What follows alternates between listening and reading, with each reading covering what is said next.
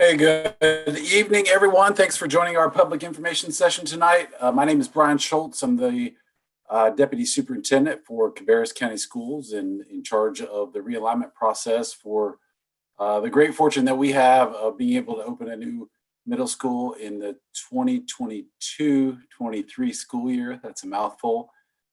So glad that you all attended to find out more about this process. We have already presented some preliminary information, and I think it's really important that everybody understands that this is an iterative process. It will take 3 more months, in fact, when we'll be presenting a final recommendation to the board in March.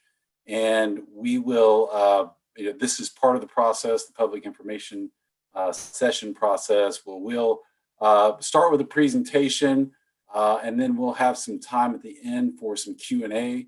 The questions will need to be entered into the Q&A function that you'll see at the bottom of the screen, and we will do our best to get through all of them. We have about an hour tonight, and if we do not get through, in fact, either way, if we get through all of them or if we do not get through all the questions, we'll certainly post an FAQ on the website to address all the questions that are asked tonight, whether we're able to do that live or not. So I think that as part of this process, there's a couple of things that are important to know. We do have an internal planning team that's composed of some cross-functional representation in our districts with transportation, obviously the administrative services website. We look at enrollment. We also have our choice school folks involved. We have principals that will be impacted through this alignment are involved as well. So many people from across the district, including a board member and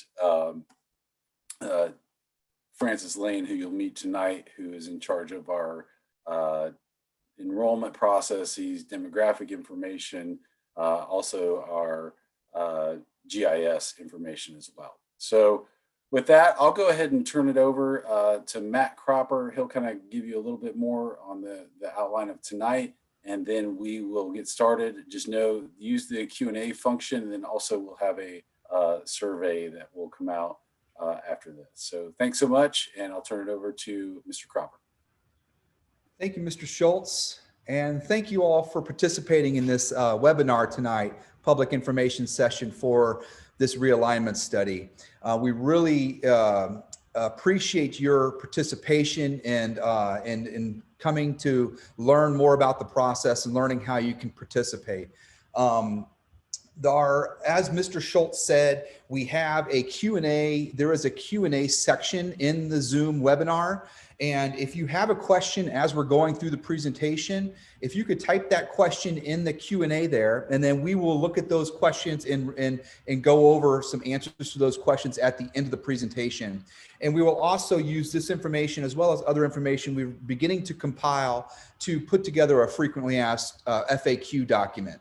So here we are on December 17th. I hope you guys are all having a good evening and getting prepared for our upcoming holiday. For tonight, our objectives are to recap the work that has been done so far as it relates to realignment. We wanted to give you an overview of the work that we have, the progress we have made so far in developing some draft options.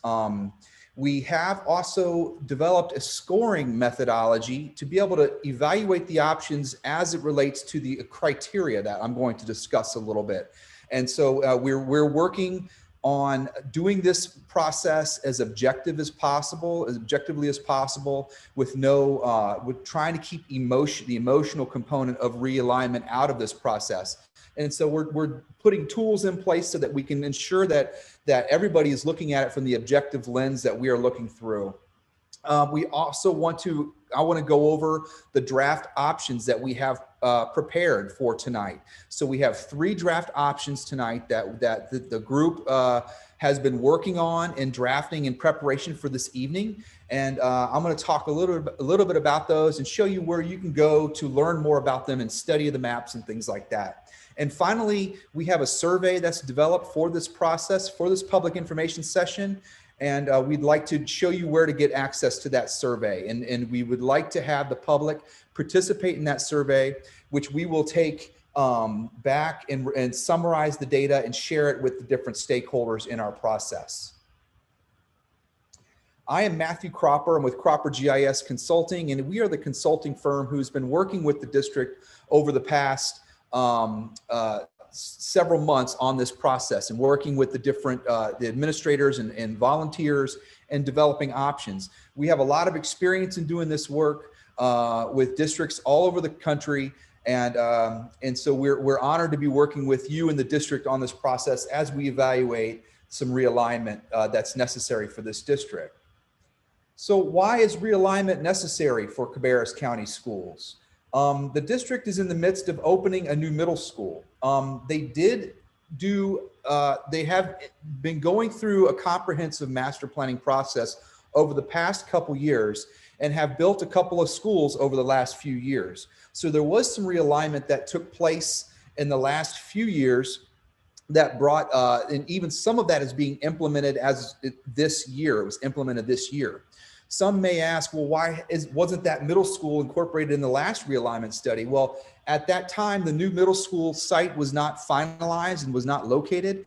And so we didn't have all of the details for the new middle school that is on the plate for us now, which is really what's driving the need to look at realignment at this time. There is a new middle school that's being built, scheduled to open in fall of 2022, and it sits here in the JN freeze zone on the far western edge of the JN freeze zone. That school needs to have a zone created for it, and that's intended to help provide capacity relief to districts, to schools that have the greatest need, and as well as populate the new building. So our objectives are really to go through a community-based realignment process to evaluate different options to how can we develop a zone for the new middle school, as well as, while doing that, providing capacity relief to the schools that need it the most. Most of these schools, if not all of them, are clustered on the western edge of the county. And so you'll see as we start to go through the options, the schools that are impacted in this study are really the ones that sit on the western edge of Cabarrus County. And so we want to develop these options that best meet the realignment criteria. And those are some things that I will talk about here in a minute. We also want to be mindful that there was realignment in the past couple of years, and we want to be mindful of those who have been impacted most recently, and to make sure to see if there's any way to try to minimize the impact on students. Knowing that there will be some communities that are very likely to be impacted in this process that were impacted the last time, but we want to be mindful of it and be aware and know what we're doing and know what the impact is of any decision that may be made. The focus here is middle school realignment, but we are looking at elementaries and high schools really to look at aligning feeder patterns. And so if say for example, if we do some realignment at middle school and don't touch elementary, it's possible that there could be a very small percentage of an elementary school that inadvertently gets split to a different middle. Say 98% of one elementary goes to one school and only 2% of the population goes to another. That's a feeder pattern that we're talking about, elementary to middle school and middle school to high school. We're looking at the elementary and high school zones to try to align those feeders and avoid any inefficient splits that may exist. And so we'll talk a little bit about that, and I'll show you some information about that. Ultimately, the internal planning team that is comprised of school administrators and principals and central office and consultants, this internal planning team will be the ones who formulate a recommendation that will be brought forth to the school board in March 2021, and it'll be brought forward by Mr. Schultz, deputy superintendent, and myself on behalf of this team. So a little bit of a recap on where we have been and some of the work that has gone into this process. You can see this shows you a timeline of the work for the study. This process started in September, and we really hit the ground running in September with starting to evaluate maps and looking at options. You can see that there was a data collection process at the beginning when we started putting information together, putting all the tools together, some of our maps and the feedback forms and web pages and things like that in order to prepare for this effort. We also put together a public advisory committee, which is a small group of public volunteers who are serving as a focus group to give us input as we prepare to share things with the greater public. The internal planning team, like I said, is the group that consists of principals from all of the schools in the county that we are working with. We also have people from transportation. We have people from special who can give us information about programs and school choice information, public relations, and we have the central office administrators as well. And in addition to that, the central office has a team of people who focus on the logistical planning and the mapping and some of that. So we have a really good group of people who know a lot about Cabarrus County. A lot of them, most of them live in the county and obviously work in the county. And they're giving us guidance and really focusing on making objective decisions, knowing that some people are going to have to be impacted as a result of the study. It's not an easy task, but it's something that we are doing in this. And I'm proud of the group that's been working through this and not making easy decisions as they start to draft options. The internal planning team has been meeting every other Monday since September. So we have met multiple times. Since we started in September, the group has looked over 14 variations of maps. And so we have really gone through, and we started with some maps with this group and they gave us feedback, and it generated new maps and modifications. And so we have worked through different iterations of maps, really focused on getting to the public information session that we're at here in December. We had a public information session in October where we invited the public to come learn about the process, how they can participate, where there are materials online to be able to access and look at, and things like that. And I'll go over some of that tonight. And then finally, we have been working with the Public Advisory Committee, like I've been talking about. This was a volunteer group of 10 members of volunteers, community members that live in different areas throughout the county. And these members aren't there to represent a neighborhood or a school per se, but they're there to give us input as it relates to the options that we're looking at, some initial feedback, and then even giving us insight regarding some of the tools that we're developing and how we're sharing information so that we can get some early input and then make changes and adapt some things so that it's as easy to understand and as effective as possible. We've worked with that Public Advisory Committee 2 times so far. We met in November and we met last week in December, and we will meet with that group again in January. So that brings us to tonight, the public information session number 2, where we're really going to start sharing some draft options with you and looking at these maps. As I said, we started with 14 maps, and when we started getting closer to tonight, we started narrowing down so that we could have a manageable number of options that we feel best meet the objectives and criteria to share with you. And those are what we're referring to as the blue, yellow, and pink options. It's important to note that everything is draft, and the maps that we share with you tonight are certainly draft. And we like to put draft in caps so that people understand that these maps are certainly subject to change. We're not at a point where we're just going to pick one of these and make a recommendation. It's very possible that new maps could be developed or modifications to these maps could be developed as we continue to study these plans. As you give us input, I would encourage you to focus on giving input that aligns with the criteria. And I'll talk about these criteria in a minute, but really the constructive input is what we're looking for and things that help bring us closer to adhering to the criteria if at all possible. So as we work through this process, we're working with various stakeholders, and we are working towards giving a presentation to the board in March of next year on a recommendation for this, for whatever plan this group recommends. So I want to talk about some of the criteria. So these are basically the rules to follow as we look at evaluating the practicability of moving a line one way or the other. So think of these criteria all as rules to follow as we start looking at realignment. The best plan will be one that touches on these criteria as best as possible. They are not in any priority order, but they are all important, of equal importance. People always ask if there is any kind of weighting or priority on these criteria.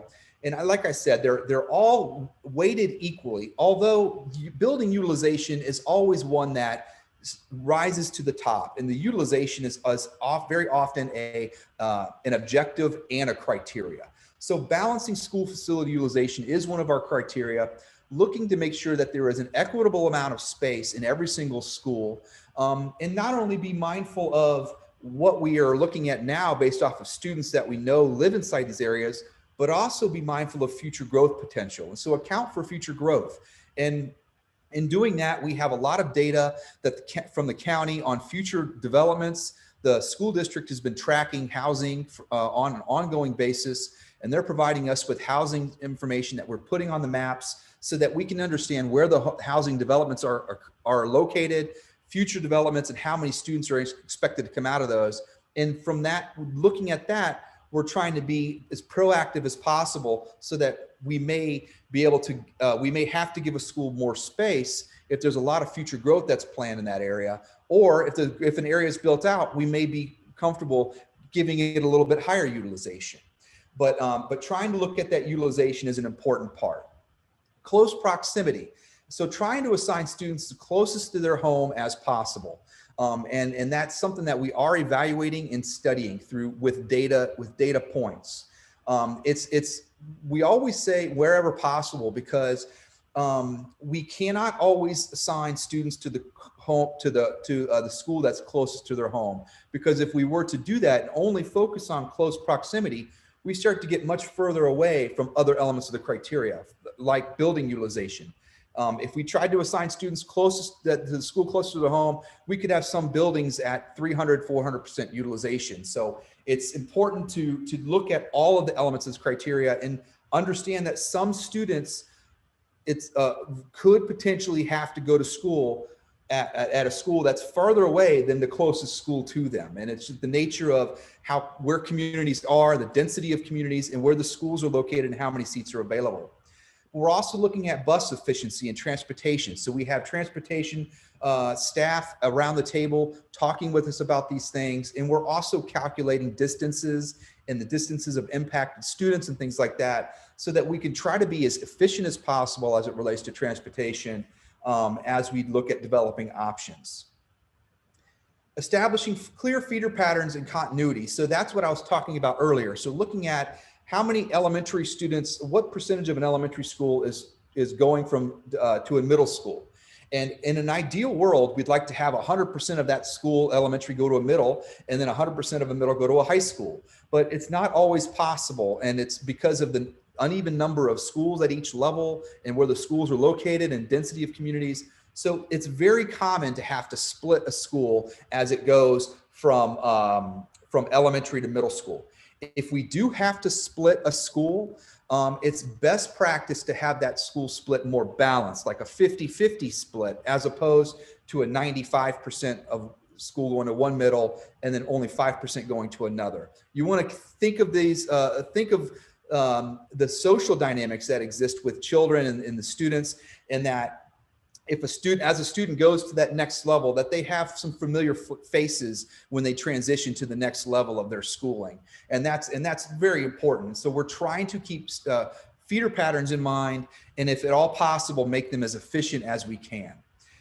Minimizing the impact on students. So we are looking at how many kids are being impacted and how many students are moving from where to where, and certainly trying to accomplish our objectives while moving as few students as possible in this study.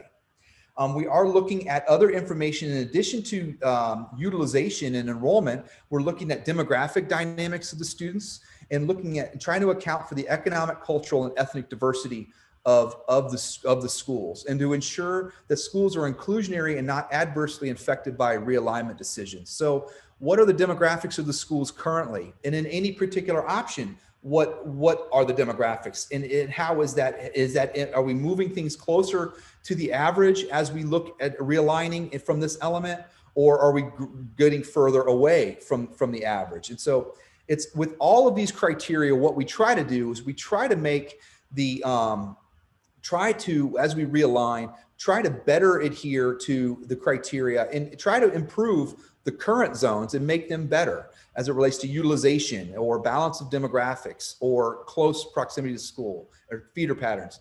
We try to make it better, try not to make it any worse, and if at all possible.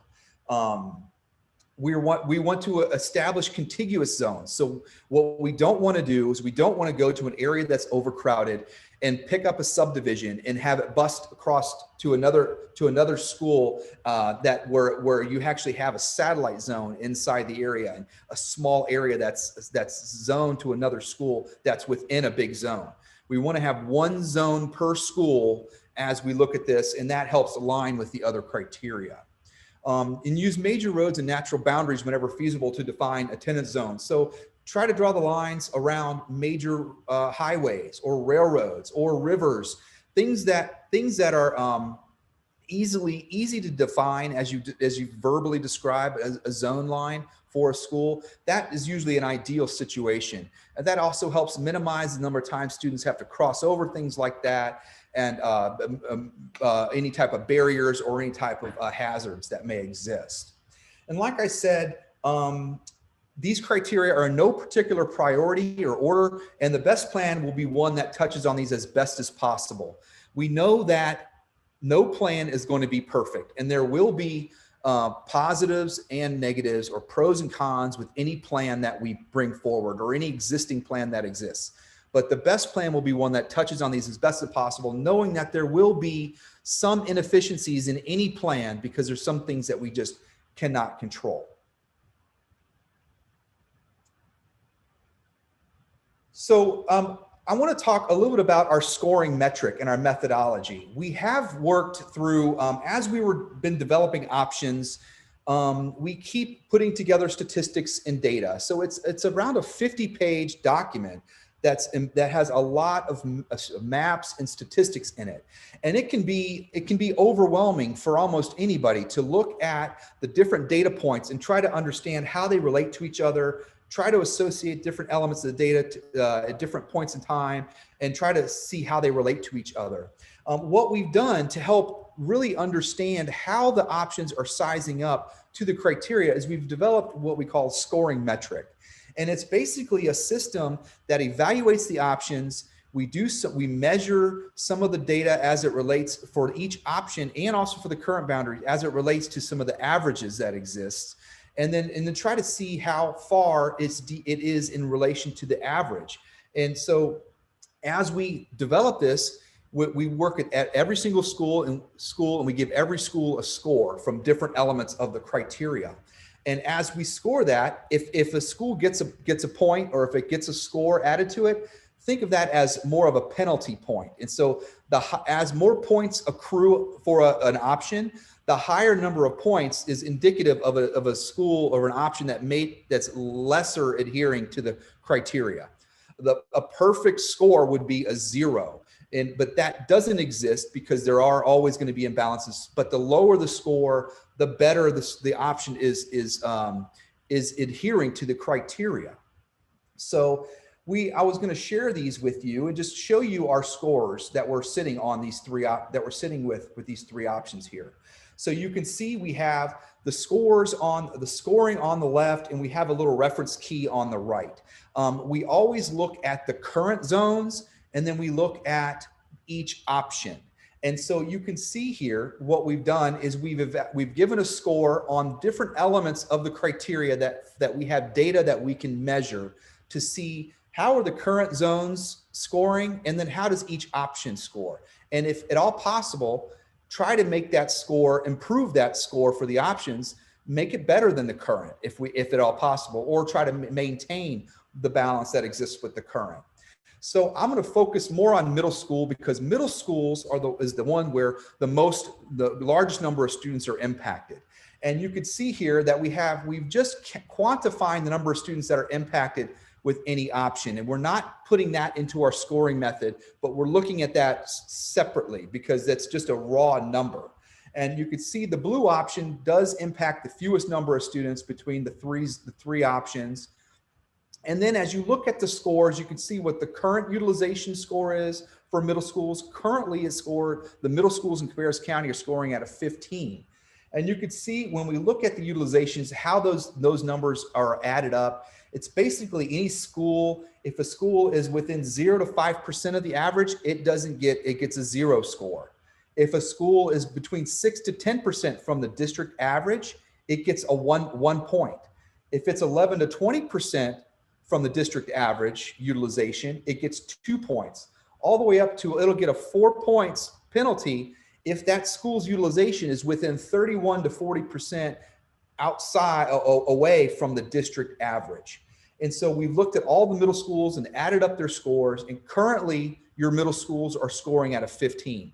In every option, we bring that score down to 8 in the blue and yellow and 9 in the pink. And so you can see that's indicative of an improvement in terms of bringing the scores down and making things adhere better to the criteria as it relates to utilization. And then we're also looking at distance and how the average student transportation distance for all students that are inside an attendance area. We looked at what the average distance of students to school are, and this is done based off of our GIS mapping. We're calculating the distance of every student because we know where every student lives in the district, and we're calculating through our mapping how far is it for that student to get from their home to the school. And then we average that up for every single school. So on average, the middle school student in Cabarrus County right now is on average 3.76 miles from their home to school. And in the options, you could see we have done a good job to try to maintain that. Every option has it at 3.8. And so the distance has gone up. And so we're aware of that. And we have heard from the public about some concerns about where they are zoned in these options, and that they are further away from their home than where they currently go. And we are certainly aware of those situations, and we're doing our best to resolve anything that may exist if we can. But we can only do so much, and I think you're going to see it's probably going to be inevitable that some children are going to have to go a little bit further away to school in the new realignment than where they currently go, just because we can't assign students to every student to their closest school. We've also been looking at the average impacted students. So not only just all students inside the zone, but we're also calculating areas that were moved in any option. What is the average distance of those students to get to their school? And so we're seeing that you could see in all of these three options, the average of student impact, the distance to school is between 4.36 and 4.56 miles. And so the blue and yellow option are doing a little bit better than the pink option in terms of proximity, but they are all relatively comparable. And you see how the key to the right shows you how we're evaluating and how we're giving points to these different criteria as we evaluate them. Then the demographic diversity as well, you could see what the current score is and how each option scores. And in every case for the middle schools, the demographic diversity score has gone down. And so it is an improvement on the balance of demographics in every option versus what we're looking at with the current zones. And then we have the feeder scores. And so we have a method for evaluating feeders and giving them scores. And we've done this for middle school, and we've also done it for elementary and high school, because we have made adjustments to the elementaries and high schools to align those feeder patterns. We have made another adjustment at elementary that I'll talk about to help provide some future, to be proactive, to give some future, to be mindful of some future growth potential down in Patriots Elementary School Zone. But that's really all that we've done. We're trying to minimize the impact on elementary and high school. As you can see here, middle school students, middle schools are impacting anywhere from 1,300 to 1,600 students in the options that we're considering now. Elementary schools, we're looking at anywhere from 14 to 132 students, a potential impact at the elementary level. And then 22 up to 292 students are being impacted as part of the high school adjustments that we're looking at. I think there's one thing that I may have missed in our criteria that I wanted to go over that I realized that I didn't cover, and I accidentally missed it. And it's an important criteria. It is the legacy enrollment component. And that's something I missed in the criteria. This is more of a policy related decision, not really something that we can measure, but it's legacy enrollment is just allowing for students who will be in the 5th, 8th, or 12th grades in the first year of their realignment. So when 2022 hits, if your child is in 5th, 8th, or 12th grades, they are eligible to remain at their same school that they're at. Now, the one provision is that those students have to have their own transportation. They have to get to school themselves, and the district is not going to transport those students, and siblings are not eligible as part of this legacy enrollment provision. So that's something that's important just to further reduce the impact on students and allowing those students who are finishing out their final year to remain at their existing school. Back to the scoring here. So this is a good method and a good tool that I would encourage members of the public to look at to kind of see how the options size up with each other as well as to the current zones. Currently, if you look at the ranking of these and you look at all elementary, middle, and high school, the blue option is scoring the best as it sits right now. The yellow option is scoring second, and the pink option is scoring third. We also are looking at the impacts on top of this as part of our evaluation. And this is just really something that we're using to help evaluate the options and give us a little bit of insight on how they're adhering to the criteria. And we'll continue to do this. It's possible we may fine tune this scoring methodology as we continue to examine the options and new options that are created. We will be running in through this scoring metric to see how they all size up. And so I would encourage you to look at this, and as well as look at the detailed tables. If you want to know what the utilization is of a specific school, as you look at that, you'll see that we are doing a good job with bringing things into balance and trying to be equitable here in this process.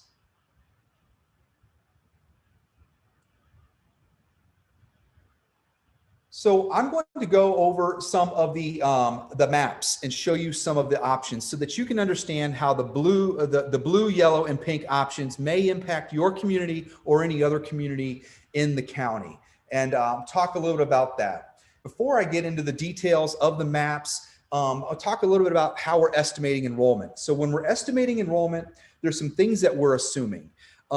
We are assuming that the new middle school has a design capacity for 1,200, but that new middle school is going to have a programmatic element to it where they're expecting 200 to 300 students to come from out of zone for special programs. Cabarrus County Schools has a very good system in place in other buildings across the county where they do have a very rich programs that draw students in and out of zone for the special programming. This new middle school is going to be doing some of that too. So we don't want to overload the building with students who live in the zone, and we want to make sure that there's enough adequate space for students to come in from out of zone for those special programs. So for that reason, we're estimating and planning 900 students within the zoned area of the new middle, and that gives some flexibility, a couple of hundred seats for students to come in and be able to participate in programs from outside of the area, from across the county. We're also, in order to preserve and make sure that we don't compromise any of the programs, we're estimating enrollment to assuming similar flows of students in and out of zone.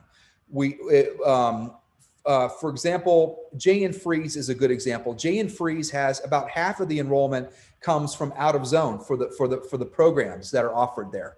And so that school, we can't fill it up with students who live in the zone because then there wouldn't be enough space for kids to come in from out.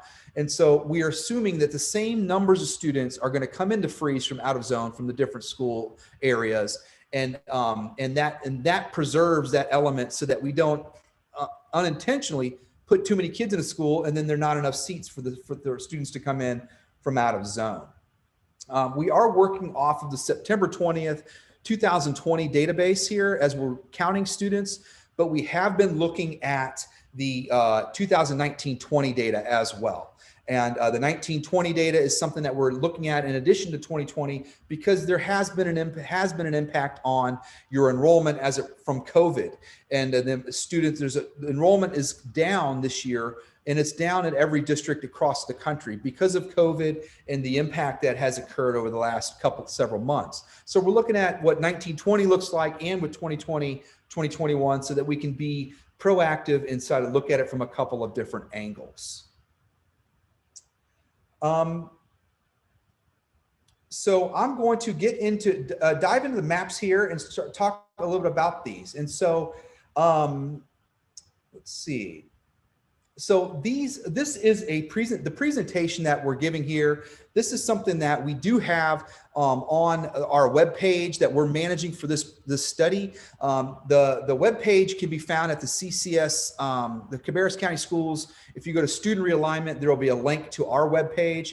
A quick way to get to our webpage is ccsrealignment.com.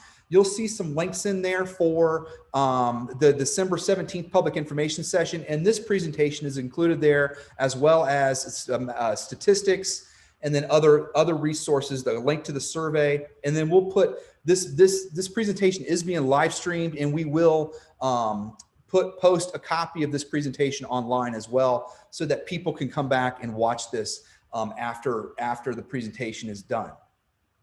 But looking at this, we have what you do with the way that this presentation works is we have some statistics on the left and we have the map on the right. If you want to zoom in, you can go over to the right here, and if you click Explore, it lets you zoom in on the maps and see more details that exist on the maps. You can look at different zones here. So you got elementary zones, and you can pull up statistics for the elementary zones. And then you could, if you push on click on the middle school current zones, the title, it shows you information about, you'll see the layers for the middle school zones. This is one way to look at the maps. And then we also have an online interactive map that helps us to look at things in a little more detail. And so this can be a good way to kind of evaluate some of the statistics for each option or the current zones. But what I'm going to do is, instead of going through this, I'm going to just go to our interactive map. And the interactive map is also on the realignment page, and that's croppermap.com/CCSrealignment. So you can get to that by going to the ccsrealignment.com, and you'll find the interactive map. But what I'm going to do is just go through some of these maps and show you how the options are starting to shape out. So I'm going to look at, start off with the middle schools, the current middle schools, and I'm going to zoom in. And as you zoom in, more detail starts to show up on these maps. And so I'm going to zoom in on the area and just talk a little bit about the current zones. So like I said, the new middle school is located in the J.N. Freeze Middle School area. And the schools that are on the far western edge of the county are the ones that need the greatest capacity relief. Harris Road Middle School is, I believe it's over 115% utilized. Harris Road Middle is the school that needs the greatest capacity relief of all of the middle schools in this area. And so you will see options that do impact Harris Road. We're building a zone for the new middle school, and so Winkler is impacted in every option, J.N. Freeze, and then Hickory Ridge and C.C. Griffin. These are the schools that are really in play right now as we are working and evaluating these three options. The background color shows you where the zones are for the school, and then when I turn on an option, the background color will represent the option, and then you'll see a bold outline that shows you where the current lines are. So I'm going to go ahead and dive into these. I'm going to start at middle school, and I'll circle back and show you elementary and high school when I'm done with middle schools. So as I turned on the blue option for middle schools, you can see the new middle school zone has a teal color as the background for it. And there are some commonalities in every option that exists right now. In every option, you'll see, as the committee has been working through this, that Harris Road Middle School needs capacity relief. In every option, the Harris Road Middle School draws from areas on the south end of the zone, from the Cox Mill Elementary School region into Harold Winkler Middle School. We did have some earlier options that looked at maybe sending some of this area to the new middle school. Those were ruled out because it was for transportation concerns and crossing over major roads. And Winkler was one that was that has been evaluated as really one of the only viable options to give Harris Road capacity relief. We did look at earlier options of having Harris Road Middle, the northern section of Harris Road, go to Northwest Cabarrus Middle. And we had an option that cut the line at 73 that aligns with the high school. That option that we had evaluated didn't give Harris Road Middle enough capacity relief. It's not on the table right now. In every particular option, we are, as the three options now, we're pulling areas from the south end of Harris Road Middle into Winkler, different configurations of the south here, but this area is impacted in every option. And we don't have anything of the north going to Northwest Cabarrus Middle. This isn't to say that we may not still evaluate an option or a series of options that may move some area in the north to Northwest Cabarrus in order to try to provide some capacity relief. But the main reason why we're looking and have so far looked at the southern area of Harris Road Middle is because it's an area that has a greater number of students in the area, and it poses an area where it can give us the greatest opportunity to give Harris Road Middle some capacity relief that it greatly needs. So you'll see this in every option, some configuration of this moving, and I'll talk about it when we get into the others as well. The Winkler zone in this map draws the western edge of Winkler on, this is Pitt School Road that's traveling up here on everything on the south side of Pitt School Road or west of Pitt School Road here up to Weddington feeds into the new middle school in this particular option. And then the new middle school travels along 29, and everything that's in Winkler that's south of 29 in this blue option would go to the new middle school. The new middle school sits right here, and this is the bold outline shows you the J.N. Freeze zone. And this new middle school in every option picks up this western edge of J.N. Freeze, the area that surrounds the new middle school.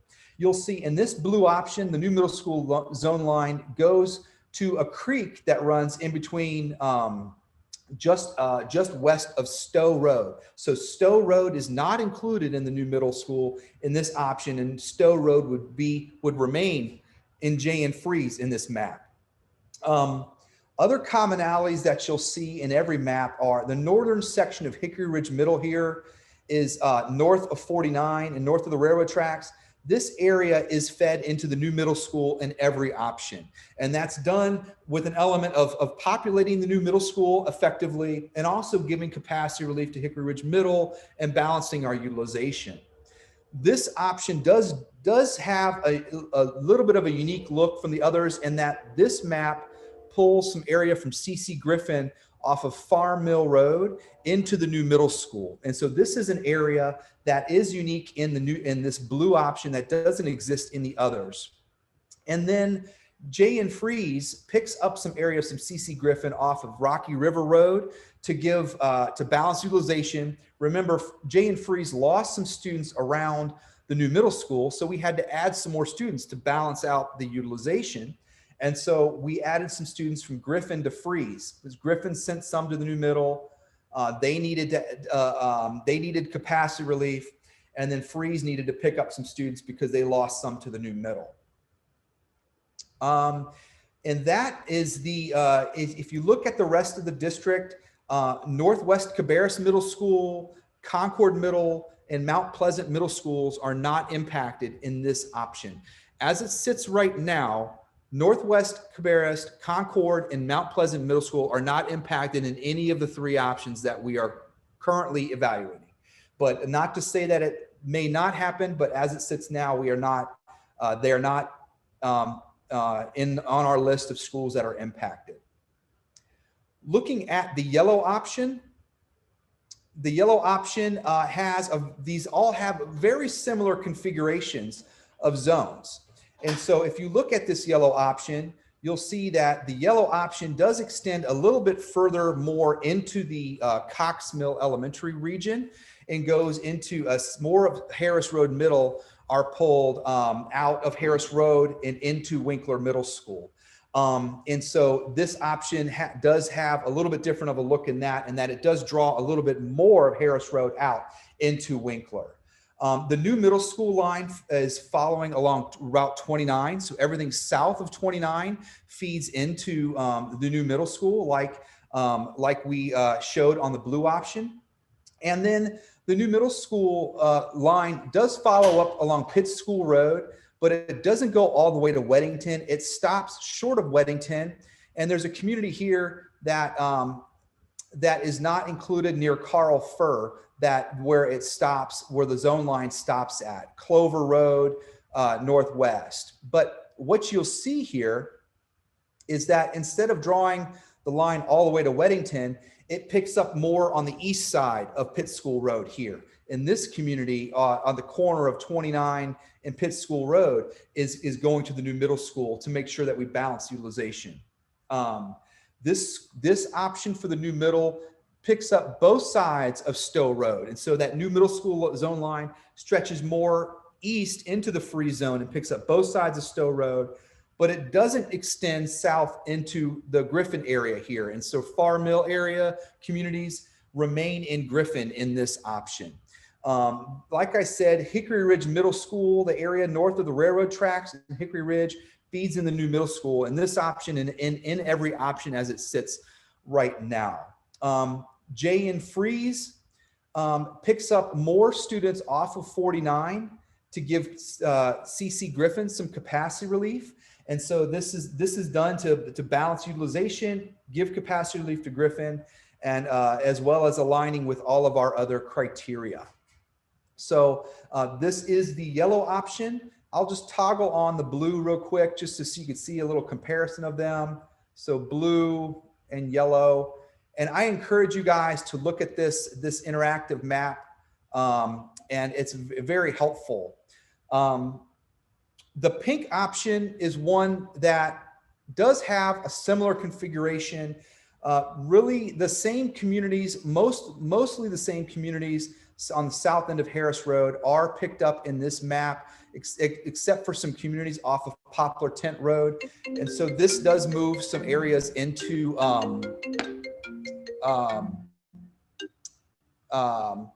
move some more areas into Winkler, and so in order to give Harris Road Middle some capacity relief.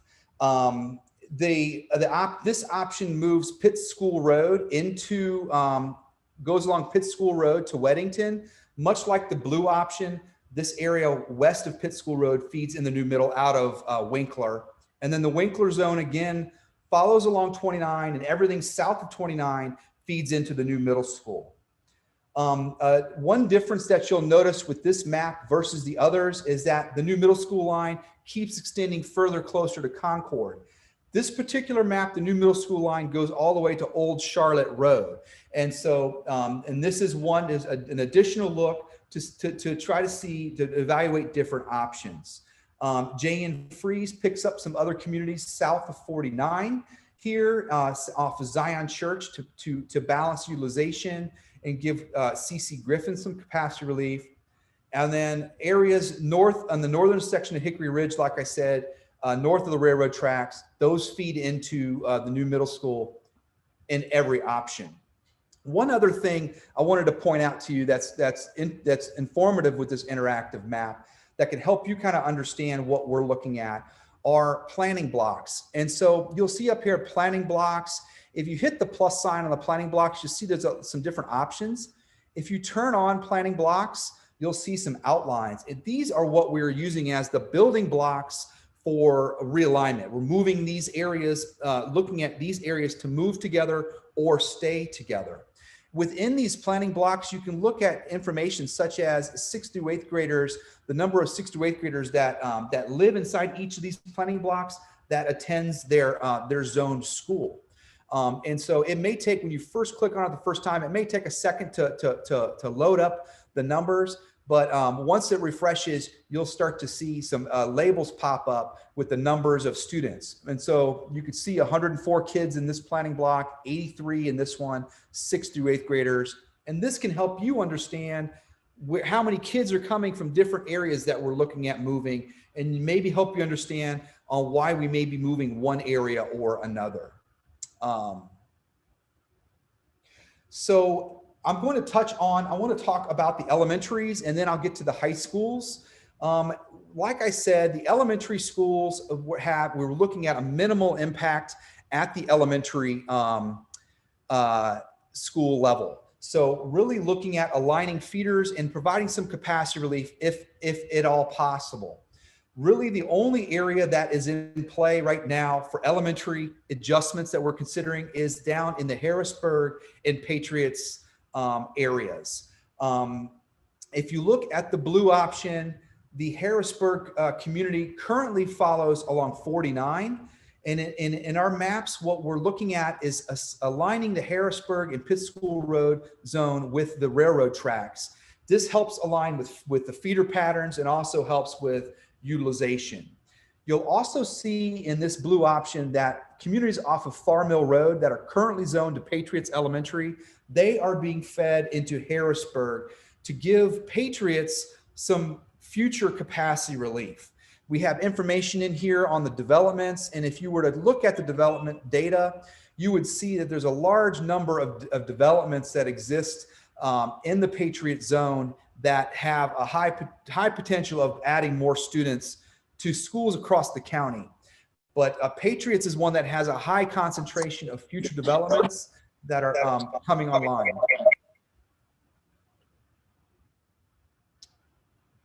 And so we want to be mindful of that. And so you'll see in the blue option, this area from Patriots feeds into Harrisburg. If we look at the yellow option, it's the same configuration as the blue option for elementary. The railroad line is the line for Harrisburg. So this area between the railroad and 49 feeds into Pitt School Road. And then east communities off of Far Mill Road that are in Patriots feed into Harrisburg. And then the pink option is one where we just move the areas of the railroad track from Harrisburg into Pitt School Road. So that area from Harrisburg to Pitt School Road, that exists in every option that we have right now. But this option does not move the communities off of Far Mill into Harrisburg Elementary. And so it was just an alternate look so that we could evaluate data side by side. High school has a little bit more of an impact because of aligning with the feeder patterns with the new middle school. So if we look at the high school zone lines here, you could see the new middle school sits in the J.M. Robinson zone. And if I look at high school option blue, you can see, but what we've done is looked at aligning the high schools with middle schools as much as we can. The J.M. Robinson zone is the one that probably changes shape the most in this map. And you'll see that they pick up some of West Cabarrus here off of Pitt School Road. And then they also pick up those communities off of Far Mill Road that are currently in Hickory Ridge High School. They would feed into J.M. Robinson. Another thing that you'll see in every option is there currently is a small section of Winkler, a very small percentage of 2% of the enrollment at Winkler continues to Concord High School. We have adjusted this in every map so that this area that sits right here that feeds into Concord currently is now going to West Cabarrus High School. And that just eliminates that very small split that exists from Winkler to Concord.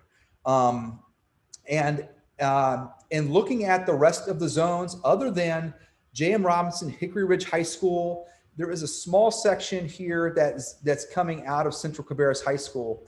Other than these adjustments, there are no other high school adjustments. Cox Mill High School, Northwest Cabarrus High School, Mount Pleasant, very slight with Central Cabarrus High School, and then the small adjustment at Concord. So really looking at focusing on middle schools, but aligning the high schools with for feeder pattern efficiency.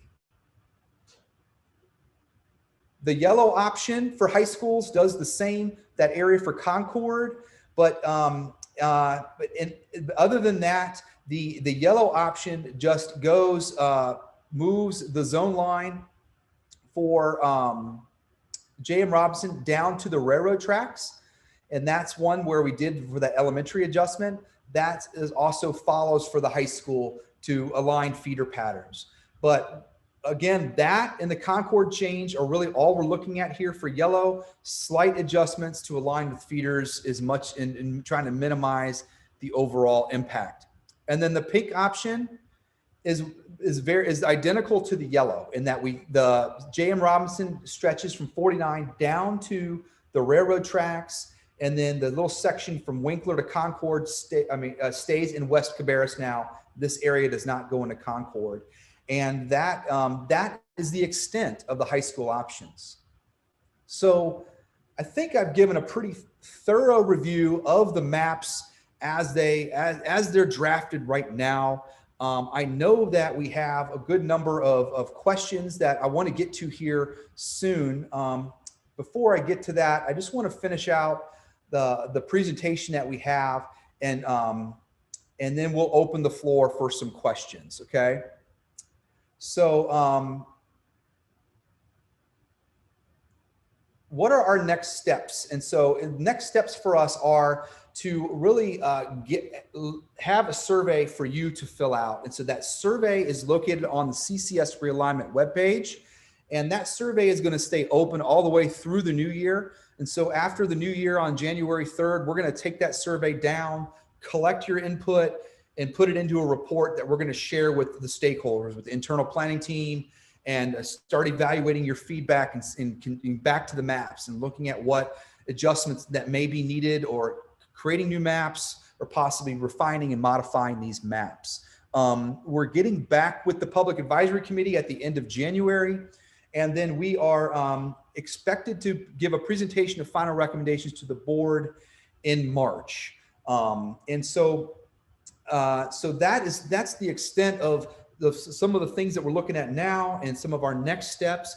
We do encourage you to go to the webpage. If you go to the Realignment webpage, you'll see the survey that we're asking you to fill out, and we hope that you do participate in that. If you go to the Realignment site, the Cabarrus County Schools, you'll see Student Realignment. You can click on that, and then there'll be a webpage that'll redirect you to our website, where we have all of the things that we are managing. And so the blue website is a webpage we're managing. All the materials in there that you can go in and look at and review and study. There's also a handout in there that has all of this data, all in the big handout with the maps and the stats that you can look at. And then there's even a general feedback survey that when we're not doing public information sessions, we have an ongoing survey to get input from the public. And so apologies for that. And then another link to the online map. So that's all I have for the presentation. I think that we do have a number of questions. Brian, do you want to go through some of these questions and see what we can do to answer them? Yeah, sure thing. And thanks for everybody that's put in the questions. Some I thought I answered a few, and some I thought would be better to be listed out. And again, we'll put all of these in an FAQ when we're finished to make sure we don't get through all of them tonight. We'll certainly get the answers out there. So the first one is, it's about the weighting of the distance. So would you consider changing the distance score? The metric is overweight and distance measurements are significantly undervalued in the study. Could you move the measurement to a 4-point scale with distances greater than 1 mile would equal 4 points? Well, I can I can cover that. The scoring is certainly has potential to be refined, the methodology in the scoring. One of the things to note is that as we're calculating these scores, we are evaluating everything, the current zone and the options in the same manner. So if we modify the scoring method, like you had maybe suggested, we could end up with a different score, but they'll all be relative to each other. So that may not give us any new information other than possibly showing us that there could be, a higher score penalty for further distances. But it's something that we could consider as we continue to work through it. Okay, thank you. Let's see, we have a lot of similar about just geographic locations and considerations. So the next one is, why is the very small area between Highway 49 and the railroad tracks for very few K-12 students part of all three of these options to go to the new middle school?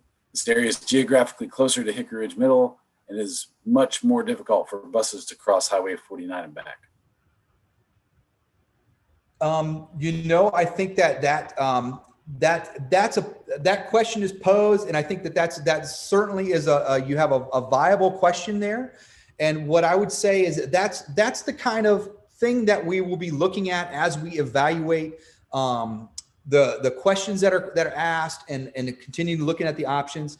If you have some concerns about an area that it's moved and you feel like another alternative would be better in adhering to the criteria, let us know your thoughts. And so you've kind of briefly explained that, Hickory Ridge is closer to the new middle. And for these reasons, why are you doing this? Those are some things that we will continue to study and evaluate. And if it's possible to make adjustments, if it brings us closer to the criteria, it certainly is something that we will consider and evaluate. So I think that to answer the why is sometimes difficult because we're looking at all different parts of the criteria, balancing utilization and transportation and things like that.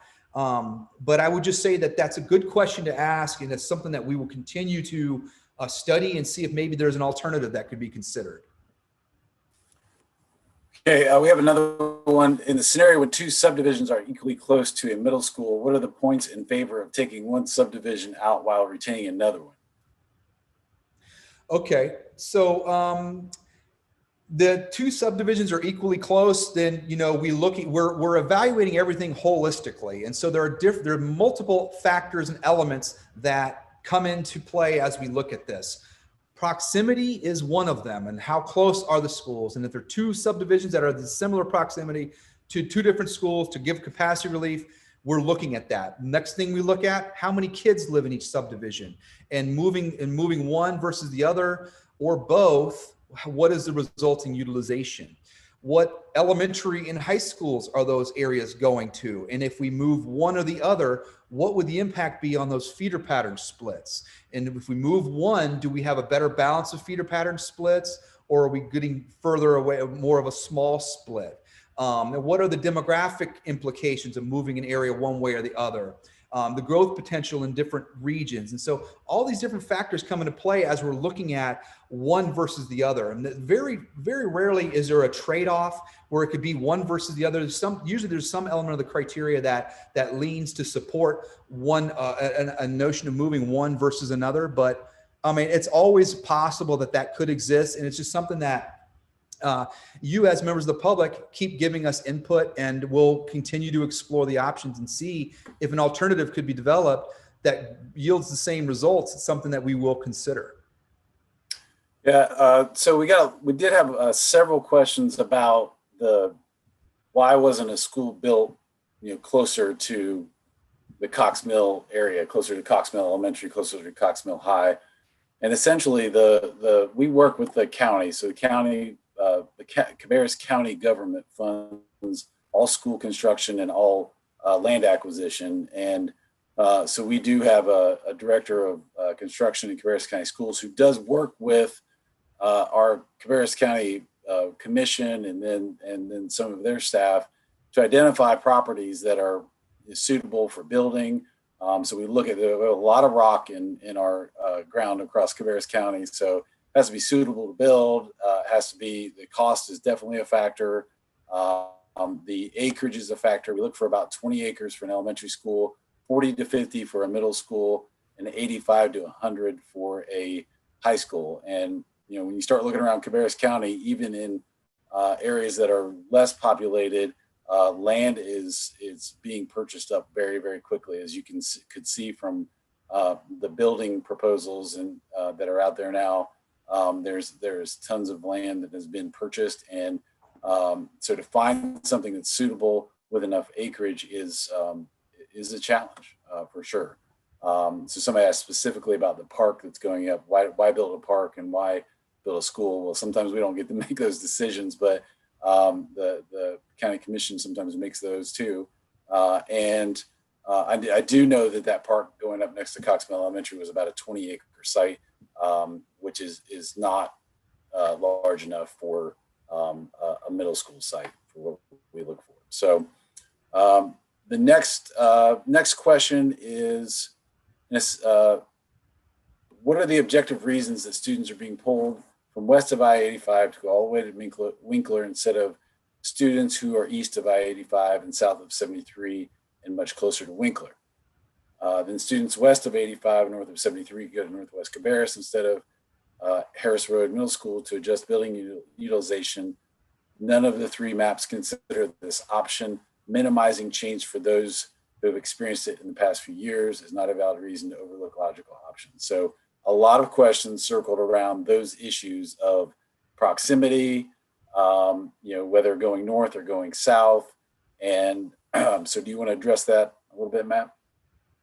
Yeah, absolutely. I would say that, again, the questions that you're posing are giving thoughts for other concepts that could be considered. We have looked at this in what I was talking about earlier. Some of the earlier options that we had looked at Harris Road Middle. So Harris Road Middle is really what's driving a lot of changes in this area, because Harris Road Middle is extensively over. And so we did look at sending areas north of 73 into Northwest Cabarrus. And in doing so, Northwest Cabarrus had too many students. And so then Northwest Cabarrus would send some students into Winkler, south of 85. And some of the configurations that we did look at. But what we saw was the area north of 73 wasn't pulling enough students out of Harris Road. Harris Road was still at around 99% utilization. And so, not to say that we may not examine an option or a modification of an option that looks at something like this, but that's the main reason why it's not on the table in these current drafts. So areas in the south end of Harris Road Middle had more students in them, those communities, and more communities where we had more of an opportunity to give Harris Road Middle some capacity relief, knowing that it is farther to get to Winkler in these Harris Road communities than to Harris Road Middle. We understand that, and we are aware of that. But there are limited options, given that the western edge is the county line. We really have only a few schools that Harris Road Middle can provide capacity relief to. And as it sits now, we're looking at Harris Road to Winkler, but not to say that other options may not be evaluated. All right, thank you, Matt. A couple others. So that there were a lot that, again, around transportation, and we'll answer those specifically in the FAQ, but a lot center on that exact question that I asked and that you just answered. There are a couple questions about the capacities of buildings, and those are all available through the Realignment website. You can actually get there through the Cabarrus County Schools homepage. There's a realignment, school realignment button or link, hyperlink on the upper right center of the upper right of the page, and that will take you to the realignment page, which does have the statistical analysis of the schools and other information there. So the capacities can all be found there at the schools. and obviously, I mean, you all know that Harris Road Middle School is the one that's at most critical at 114% capacity right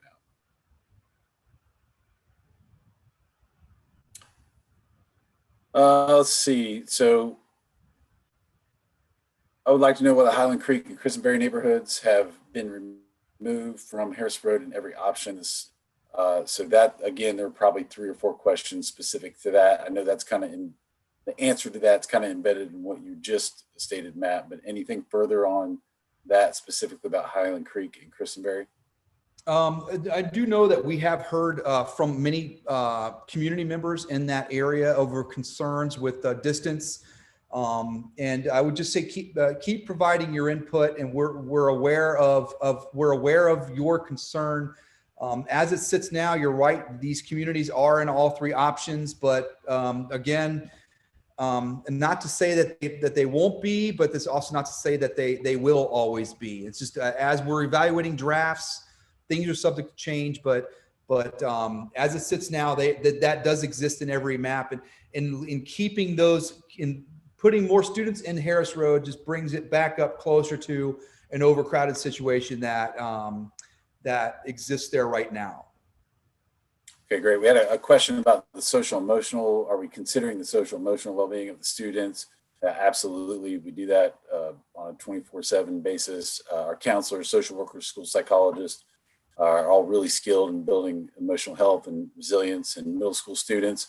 One of the things that we do to kind of alleviate just transition stress in general, either whether that's from the elementary level to the middle school level, or the middle school level, high school level, or switching new schools, is set up opportunities for students and parents to meet the new school, meet the staff at the new school.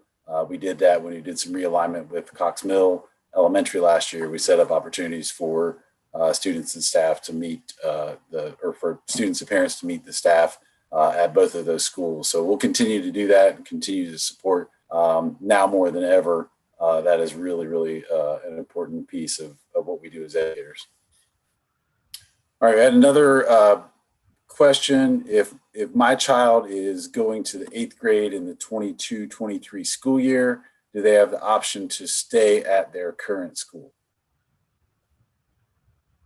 So the answer to that is yes. We have a legacy clause at 5th grade, 8th grade, and an 8th grader that would be at, let's say, for instance, at Winkler Middle School, that was a rising 8th grader that was going to transition to another middle school, would be able to stay at Winkler and complete their middle school level at that point at Winkler Middle. Same thing would hold true for Harris Road or J.N. Fries or Northwest Cabarrus.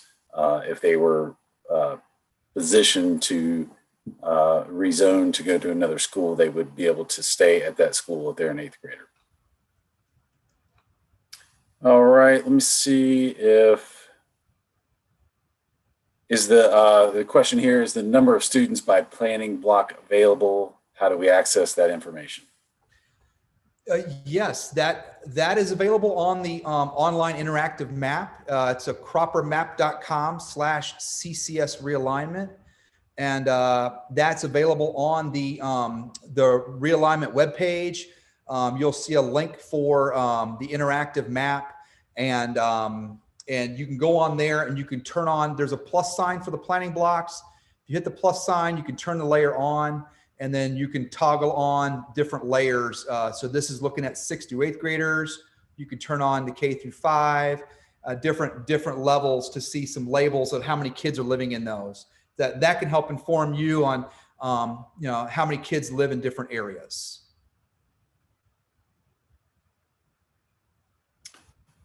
Okay, some questions about the commute time on buses. So I'll just address that one. So we actually are over the next 3 weeks, we've got our transportation planners will be out actually in buses riding these routes. I know there was a question about traffic impact analysis, TIA. So we do those with the Department of Transportation. North Carolina Department of Transportation does those in conjunction with a new building, a new school. We do those for realignment processes. We do that internally through our transportation department. So they have software that analyzes bus routes, efficiency, time, stop times, all of those things. So our transportation planners will be out assessing possibilities. And again, until we get, they'll be doing that all the way up to March. So we have, until we make the final recommendation, and the closer we get to March, the more specificity they'll have. There's a question about, can Harris Road Middle School be physically expanded?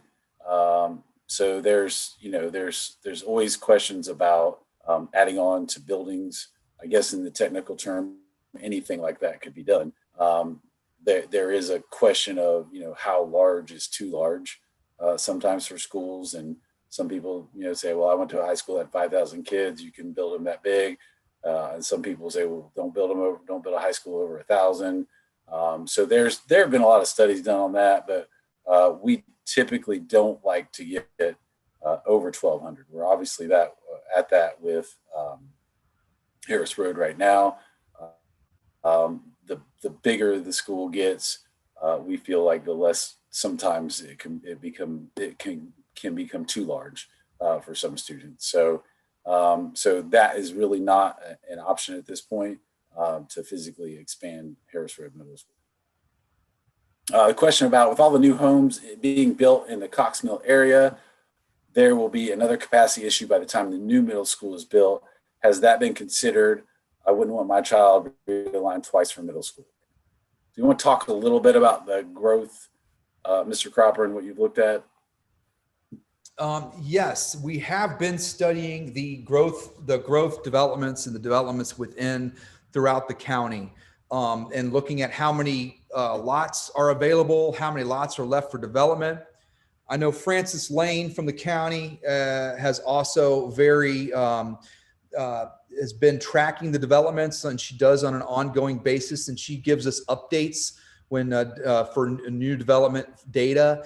And so we are looking at the developments, looking at where they're located, how many students are left expected to come out of those, and trying to assess and be as proactive as possible to address any future potential growth that will happen. We're seeing a lot of the growth there is growth up in that Harris Road area, and a lot of it is occurring down as well along the Route 49 corridor. A lot of development down in that area that we're tracking, and then a lot of other infill development that's going on in other parts of the county.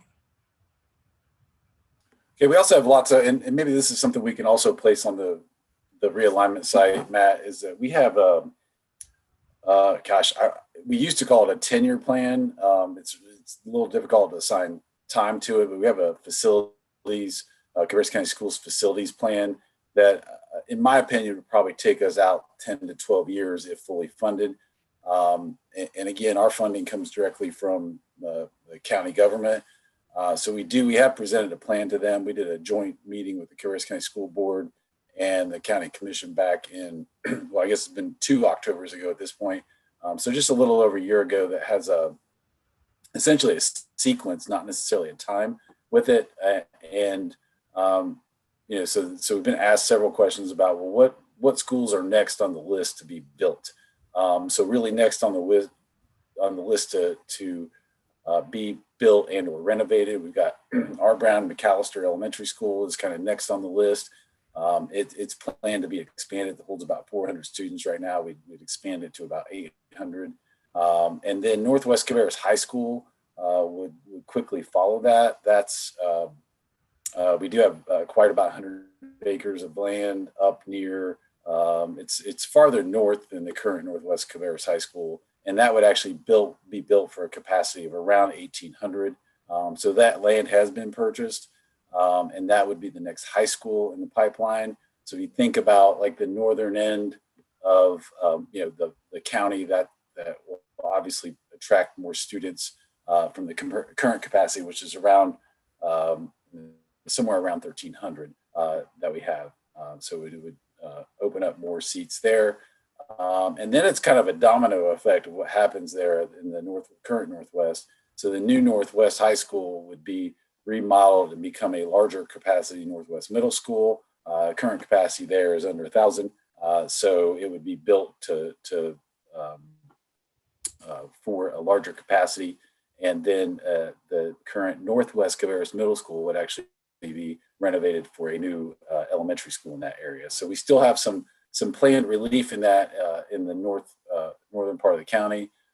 Growth is exponential.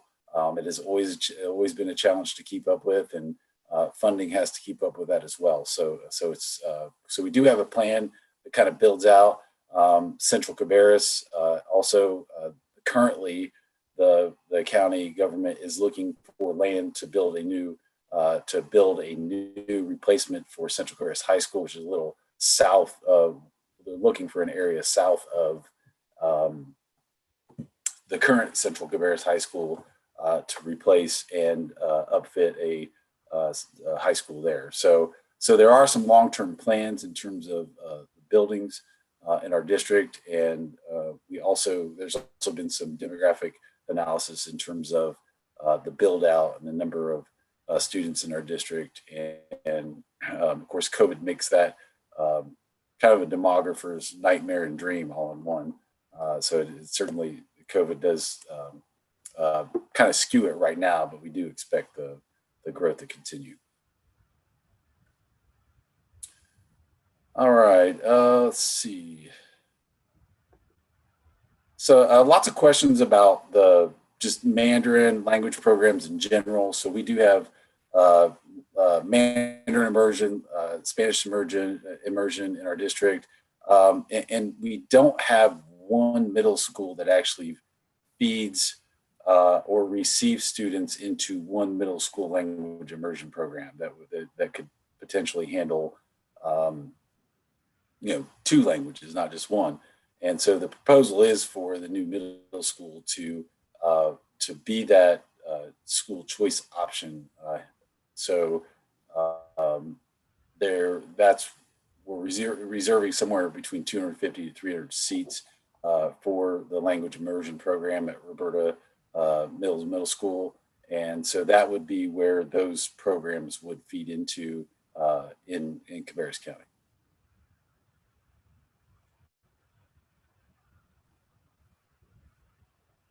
Okay, and then we had some questions about, and we've had this in the past too. So what, on all of those criteria, Matt, which of those criteria weigh the most? So we consider them. Do they all weigh equally? Does one double another? How do you answer that? Yeah, and I touched on that when I talked about the criteria, but really they are really should be considered equally, because if you focus only on one of them and solely, you start to deviate greatly from the others. And so there's a cause and effect that happens here. So you have to kind of address all elements of the criteria, but building utilization is one that definitely kind of rises to the top, and that sort of is one of the golden rules, is to try to have equitable building utilization if at all possible. So I'd say if anything has a higher weight, it would be the building utilization, but really all of them are evaluated equally as we evaluate a plan. I mean, for instance, it's possible that the best plan may impact more students than another option, or the transportation distance is something.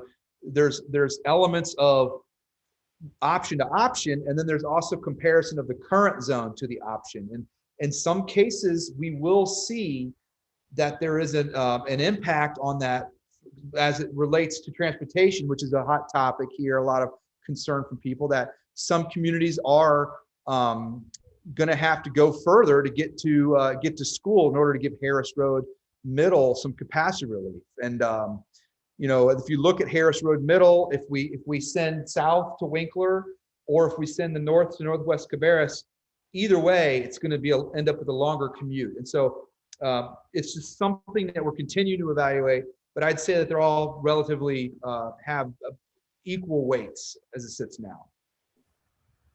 Yep. All right, thank you. So probably time for about two more questions, and then again, we'll get all these answered. and put them in an FAQ. So there's questions about a Cox Mill High School realignment. So that's not currently in the mix. Cox Mill High School is definitely, their enrollment dropped as a result of West Cabarrus High School opening. And then we'll see another drop in the number of students, because we do have some students there who are seniors who were allowed to stay at Cox Mill High School. So that's part of the legacy process of the last realignment. So we do expect to see Cox Mill High School continue to operate at capacity, but that realignment would not be part of this process. And we'd have to address any growth in the high school area would depend on when that new Northwest Cabarrus High School would be built. We're probably somewhere about 4 to 6 years out from that new Northwest Cabarrus High School being built to give us additional high school capacity. So we don't anticipate, anytime in the near future, but possibly after 4 to 6 years, it could even be beyond that. That would be a realignment consideration. All right, let me see if I can find one more good one here for you, Matt. Thanks for addressing a lot of these. And we've got over almost 100 questions, and then there's some in the chat, which is great. So we'll put this into an FAQ, like Mr. Schultz said as well. And was Derrida Road considered as the boundary leaving west of Derrida with Harris Road Middle School and east, subject to rezoning? So, and Matt, I know you know the roads pretty well, so but Derrida is the one that Concord Regional Airport sits on. Yeah, I'm familiar with Derrida Road, and the Derrida Road. If we drew the line at Derrida Road, we wouldn't get nearly enough relief from Harris Road, out of Harris Road. I mean, we're looking at somewhere around, looking at a couple of hundred students coming out of Harris Road to give them the relief that they need. And if I turn on these planning blocks and you look at the middle school counts, you could see the numbers here. Derrida Road, east of Derrida, has only 4 students. And then if you go over one more planning block, 16. And so, we're really you're not getting enough of a population to give that capacity relief until we start getting into some of the more densely populated neighborhoods that have a lot of students in them. And it's a kind of a cause and effect with it, in that we're impacting more families, but it's something that we have to do as part of our job to give Harris Road that relief. All right, thank you.